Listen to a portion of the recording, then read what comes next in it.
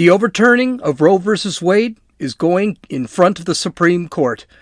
Let's talk about Roe versus Wade and why it should be overturned, how abortion is murder, and the media's obvious reaction. And finally, let's talk about what's going to happen if Roe versus Wade is overturned. I think it might surprise you. This is Gene. You're listening to Dumbasses Talking Politics. Hey, this is Gene. Welcome back to Dumbasses Talking Politics. Oh, be prepared for another flip out. The U.S. Supreme Court has agreed on Monday for the first time under its new 6-3 conservative majority to actually hear an abortion case that will threaten the 1973 Roe versus Wade decision that legalized aborting a fetus federally up to 24 weeks. This is usually considered the stage of viability. We know that's not the case anymore. It's coming because Mississippi put a ban on abortion after 15 weeks, and the two sides, this was taken immediately to court, and it went to the front of the Supreme Court. Now, the Supreme Court probably doesn't have an option but to hear this case because you're going to be seeing this case again. I believe it's with Alabama and Missouri. So they also implemented the same types of abortion bans. This case is going to be huge. I really didn't expect this case to be taken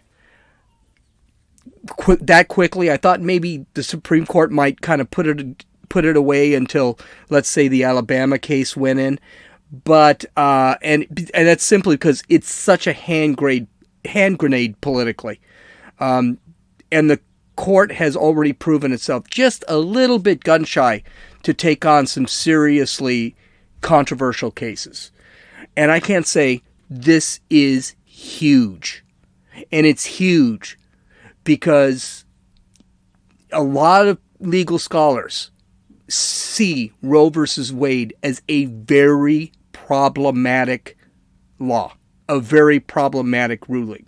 Now, let's talk a little bit about the problem with the ruling. The first problem with the ruling is actually the science. The science really wasn't in 1973. And what a fetus was in 1973 was kind of questionable. So you hear a lot of women, even today, say that the fetus is nothing but a glob of cells. Well, we know that's not true now. We know that's not true. We know that after 4 weeks, the baby has a face and a neck. We know after 8 weeks, the fetus has arms, legs, fingers, toes, a heart, and lungs. We know after 12 weeks, the heartbeat can be heard, and the sex of the baby can be determined. At 16 weeks, the baby's eyes can blink. The heart and blood vessels are fully formed and running. The baby's fingers and toes have fingerprints. At 18 weeks, the baby can survive outside the womb. In San Diego, California, there was a baby born, premature, 18 weeks. The kid weighed something like 8 ounces and survived. And now the kid is about a year old. So we know that you can survive well before 24 weeks. At 20 weeks, the baby can suck his or her thumb, yawn, stretch, make faces, kick. Soon, if you haven't already, you'll feel the baby move. That's called quickening, by the way. So in 1973, they really didn't have the technology to see all of this stuff.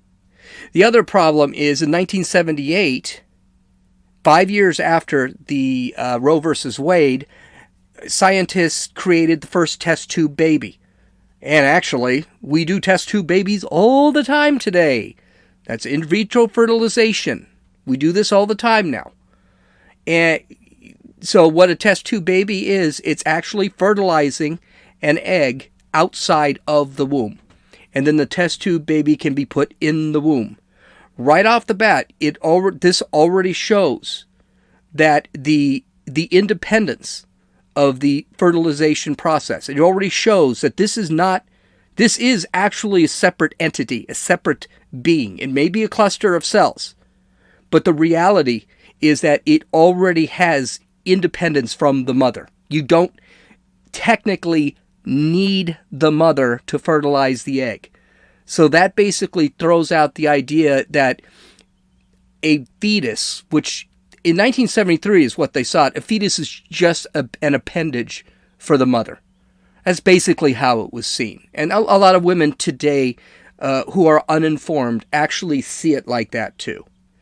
In the 90s, when DNA technology was actually improved upon and perfected, it was found that the fetus had the DNA of both parents, but the DNA didn't match either parent. What does that mean? What that means is the fetus had its own DNA. It was a completely separate entity in the body of the woman. And that was found at conception. Further, so this whole thing about the fetus not being a human being, this stuff now has been proven. And in 1973, the justices didn't really know any of this. So Roe versus Wade, so they ruled that Roe versus Wade, since it wasn't really a human being at this point, the female body, it was just part of the female body like a hand, and a woman had the right to privacy to deal with her own body as she sees fit. Now, I have always seen this as just a really cowardly political ruling. Nowhere in the Constitution, I'm going to mention this later, but nowhere in the Constitution doesn't mention anything about abortion. The fact, and this is the big problem by having judges and lawyers make decisions that really are scientifically based. So this is really was not a great ruling. Abortion should never have been ruled on. It should have been denied by the Supreme Court and up to the states to make legal. I'm going to bring that up too, again. But they didn't. They took the political football and they say the woman has a right to privacy. And abortion is a privacy issue. That's why it is such a weak sauce argument, such a weak sauce ruling, and one of the reasons why conservatives today think it can be easily defeated. All major medical institutions right now throughout the world acknowledge that the fetus is a separate human life at conception. All of them do. Period. Done. A woman has no more, quote, right to privacy, end quote, to kill a baby than I have to kill my fiancé while alone in my apartment, even though I have an expectation to a right of privacy within my apartment. Also, a woman has no more right to privacy to kill her unborn child at 24 weeks, which is when the child is viable, than she does to kill a baby child at 3 days old. I mean, if you look at it that way, what is the difference between a 24-week baby and a baby at 24 weeks and a baby at 3 days? Nothing. They're about the size. That's about it. There's not much difference between the two. It's the same child. Roe versus Wade could very well be overturned. I don't think I'm a little gun shy when it comes to this Supreme Court. We already know that Montemayor, Souter, Kagan will probably rule against it. John Roberts, I'm not so sure about. John Roberts, who's supposed to be a conservative justice, I don't think he's going to have the guts to do it. So it's going to be, we're really going to have to see. We already know that Alito, Coney Barrett has already said she thinks, she's already written papers about how bad this ruling is. Clarence Thomas, we know, is going to vote for it. We know that Kavanaugh actually leans very moderate. He is not really all that conservative. Is he going to have the guts to do it? And that goes for Kasich too. Or not Kasich, I can't remember his name. Gorsuch. That goes with Gorsuch too. Gorsuch and Kavanaugh are two scary justices because they're rather moderate and both seem not to like to overturn precedents, even bad precedents. The Gorsuch has already ruled badly on a couple of cases. So it's really kind of iffy what those two are going to end up doing. So how's the media treating this whole thing? Well, of course, the media loves abortion because all leftists love killing. That's what they do. The problem is they can't argue for abortion, because it is murder and it's a very difficult argument to hold. So what do you think they do? They just call anti-abortionists bad names. And Chris Cuomo from CNN suggested that the reason anti-abortionists want to overturn Roe is because we are all racists. This is what he said.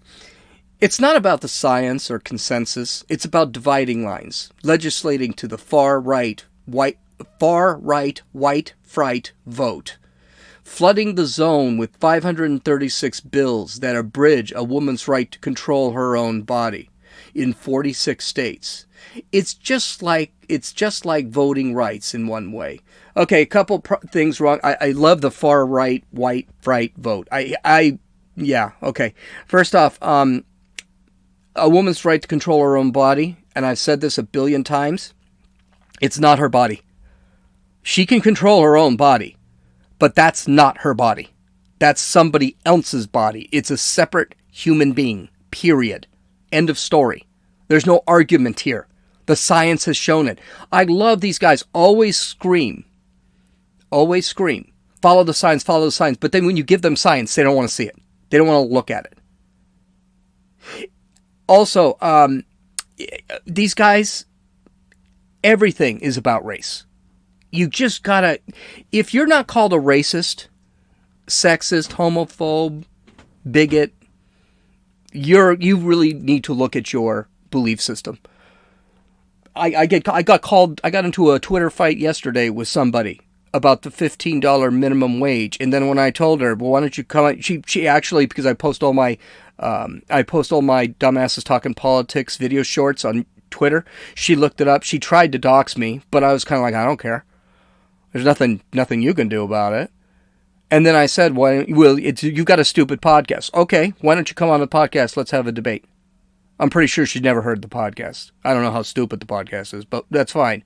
I'm pretty sure I told her, let's go on the live and let's debate. No, I'm not going to debate. Of course you're not going to debate me, because you're a coward and because you have no argument. You can't argue. That's the beauty. So this guy, again, just in his little monologue that he had, no debate, no argument, just name calling. By the way, does it even bother any? Yeah, it's stupid. Of course, you can't have an abortion debate without calling everyone who's against abortion a sexist. That's the big one. I actually expected to hear more of that, but why not throw racist in there, too? I mean, sidewalks are racist. Air is racist. Water is racist. Why not add being anti-abortion? Joy Reid of MSNBC, who, by the way, Joy Reid's just a freaking horrid human being. I don't know how this broad stays on television.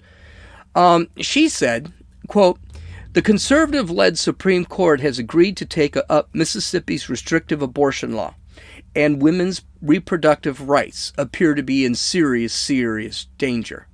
It's straight out of The Handmaid's Tale, with the Gilead-style government right here in America. Oh my gosh. Okay, no, we're not taking over reproductive rights. You have reproductive, you have rights to reproduce. What we're doing is saying, if you get pregnant, you need to reproduce. You need to actually have that kid. And again, it's not the woman's right to kill any more than it's my right to kill. And that this Handmaid's Tale thing, maybe one day I need to watch it. I don't know anything about it, but she really brings that up all the time. She did it again. Here's another quote from her. It's a terrifying prospect, eerily reminiscent of The Handmaid's Tale, where far-right wings, religious extremists, look at this, where far-right wings, religious extremists, that's what she said, took up arms against their own country, where women and their bodies are under the complete control of an almost extravagantly corrupt and hypocritical men of God, quote unquote. what's so scary and frankly traumatizing, it's traumatizing, about that show and the book that inspired it is that it starts off in the very place that we live in right now, where women have the right to choose what they do with their bodies until they don't. And then in what seems like a blink of an eye, those rights were just gone. Again, just sexism, male tyranny, hierarchy, hypocritical men of God. Okay, God, yes, religion too. Just nothing but attack. And notice those far right-wing religious extremists. Well, I'm religious, but I just told you why I don't think you should be killing a baby, and I gave you nothing but science. I don't need God. Yes, in the Bible, Christianity, it's a mortal sin to kill a child. A mortal sin to kill a child. It's in the Old Testament, it's in the New Testament. But I never said that. I never brought it up. I just said, no, this is what happens with the baby. This is why it was a bad ruling. We've got DNA. We've got test tube babies. We now know the physical growth of the baby. We can take pictures of the baby now from within the womb. There's no debate there. She can't. So she'll just say that me as a religious zealot, extremist, far-right extremist, and I'm a male, and it's so dumb. It's so dumb. And the good news is, with all the name-calling these people do, people are getting tired of it. People are getting really wasted on it, and they're not even listening anymore. I remember when being called a racist was really bad, and it could really hurt feelings. But now, you call me a racist, okay, that just means you don't agree with me. And I just don't care anymore. So here's something really weird. These freaking lefties, they hate the Constitution. I get it. They absolutely hate the Constitution. They've probably never read the Constitution, probably never taken a class on the Constitution, never read the Federalist Papers on why the Constitution is the way it is, okay? Are flipping absolutely out that Roe versus Wade could be overturned. Okay, so we've probably talked about this before, and if you're listening to this podcast and you like this podcast, you probably already know a little bit about the Constitution. The Constitution is the law of the land. It is the highest level, legal level of the land. The federal government and the states are completely separate. The only thing the government is supposed to be doing is protecting the country and resolving interstate and resolving interstate commerce problems. The federal government really isn't supposed to do anything except what is in that Constitution. What are in those 20 some odd, I think 27 amendments. What is in that's all the government is supposed to do. And anything else has to have an amendment. Now, abortion is not in the Constitution. There needs to be an amendment to the Constitution to make it an actual federal right. Okay, so it's crap when they say women have the right to. No, they do not. Not in that Constitution, they do not. And the Constitution, yes, justices can make bad rulings, or activist judges can make bad rulings, and that's probably what happened. Now, what should have happened is that abortion should have been looked at. The Constitution should have been read. And the justices, all 9 of them, should have just simply asked, where in the Constitution does it say that women have a right to an abortion? The answer, nowhere in the Constitution does it say a woman can have a right to an abortion. Therefore, the Supreme Court via 9-0 should have thrown out Roe versus Wade. Now, if they had thrown out Roe versus Wade, guess what would have happened? Not a lot. States would have been able to determine whether or not they should legalize abortion. States. Because the states have that decision-making power. If Roe versus Wade is overturned later this year, nothing's going to happen in abortion in places like California, New York, or Michigan. It's still going to be legal. It's probably going to be made illegal in certain conservative states like South Dakota, Florida, I'd say even maybe Florida, Alabama, Missouri, Mississippi. It'll probably, maybe Texas, because they're a very heavy right to life group. But it's still going to go on. But you know what this will do? Like slavery, it will wear out the cause. The revolution the revolution and the Constitution really did hurt slavery. And it actually led to slavery, the abolitionist movement, which happened in the late 1700s. And it's going to wear it down. And as abortion becomes illegal in states here and there, don't be shocked if eventually abortion in left-leaning states the laws start getting kind of chipped away, and it becomes harder and harder and harder to get an abortion.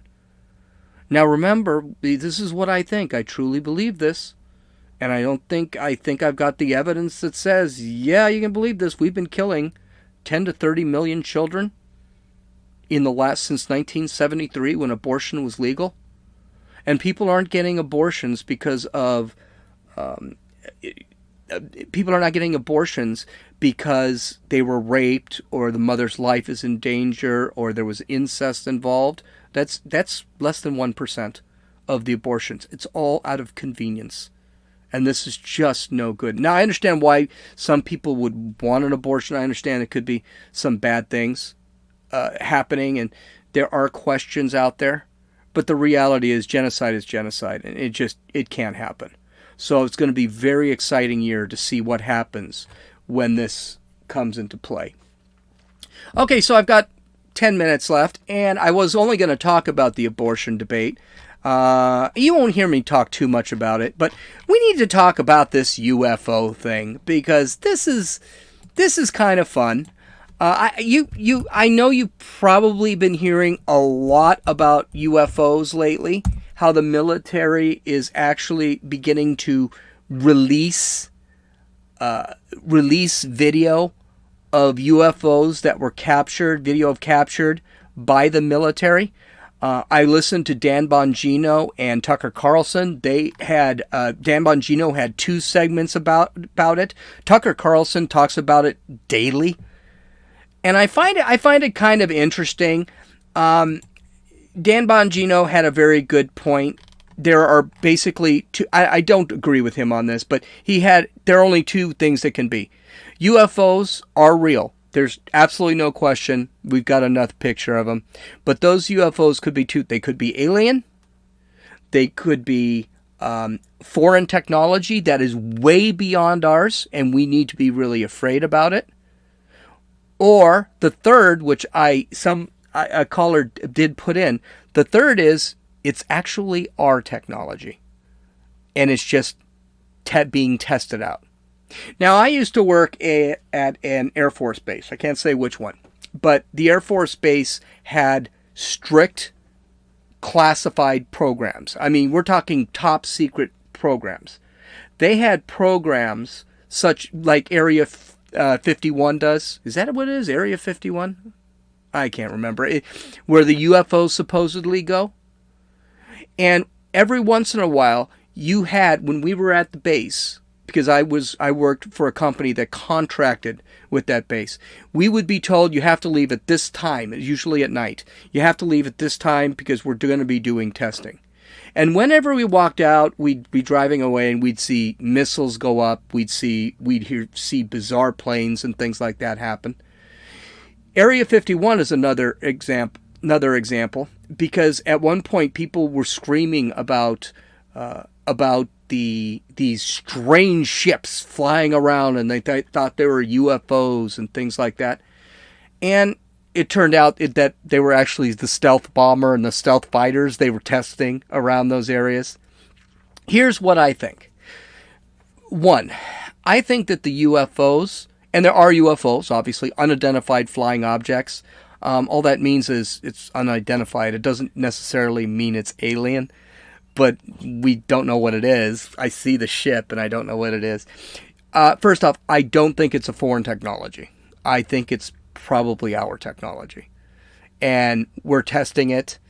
Maybe they're playing games with the military just to see, like, for example, a ship.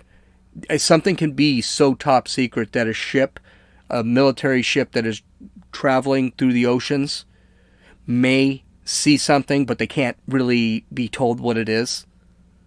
And even their commanders probably don't know what it is. So it is probably our technology. One of the things that really does trip me out is if you go to the Daily Wire, and I'll post the link. If you go to the Daily Wire and you actually look at the video, this one was taken, I think, this weekend out in the middle of the Pacific. And basically it's just a flying orb, and then it slams itself right into the ocean, just completely disappears. And then by the time they get to it, they can't see it.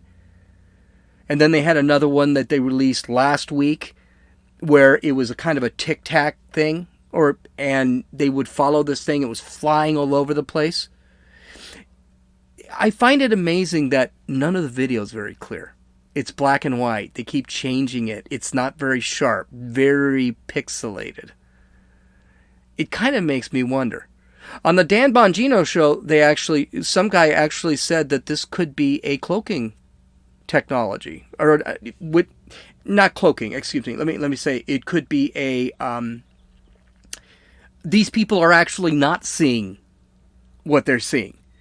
That their screens are actually capturing something that the military is putting out there to show that there's an object out there, but that object isn't out there. It could be trying to actually get how do I put it? How did he put it? I can't remember how he put it, but it was very good. In other words, wouldn't it be great if we could fake a military attack on one side of China, but actually have the military on the other side of China, and then have a complete surprise attack? So that's pretty much what he was saying it could be. And he said it's really weird that these guys have all these cameras, and they can't seem to get a really good shot of this thing. Not a clear shot. You can't see anything. Even to today's standards, it doesn't make any sense. I mean, today, you have practically got 4K on your phone. But meanwhile, the military with billions of dollars in money and technology can't seem to get it. Now, do I think it's aliens? Probably not. I don't think it's aliens.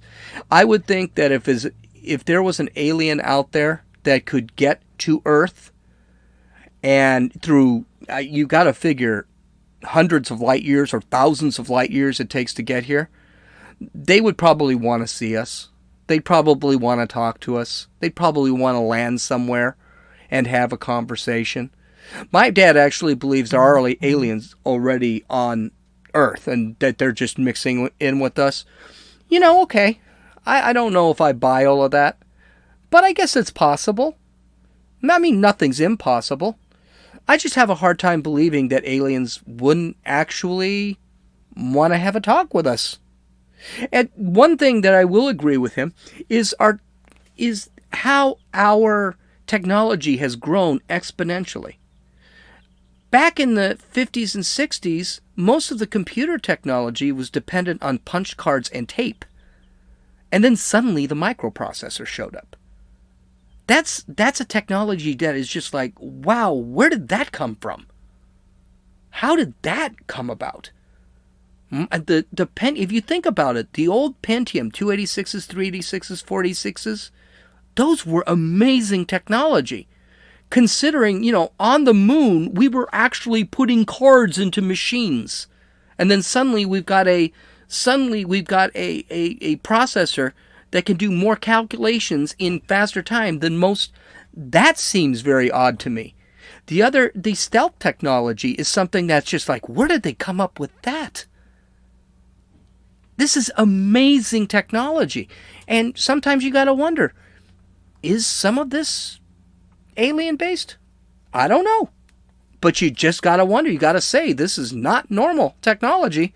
And it came kind of out of nowhere. Even some of our jet propulsion systems. Amazing technology that came out of nowhere. Interesting stuff. Don't expect for me to talk about it again. There will be a report released about UFOs I'm not really all that sure I care enough, but we'll see. I'm hoping they're not from Russia or something, but I doubt it. I highly doubt it. China just landed supposedly on Mars. So I saw that Chinese landing, the video of the landing, which I thought was kind of weird because, yeah, I don't know. Maybe I'll show it on one of my video shorts. Okay, you can download or listen to this podcast on Apple Podcasts, Podbean, Podcast Addict, Stitcher, YouTube, and Rumble. You can visit my website at dumbassestalkingpolitics.com to read my show notes and check out my links. I do have a brand new video short out.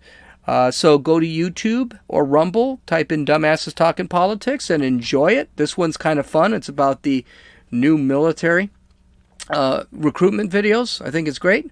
Hope you have a great day.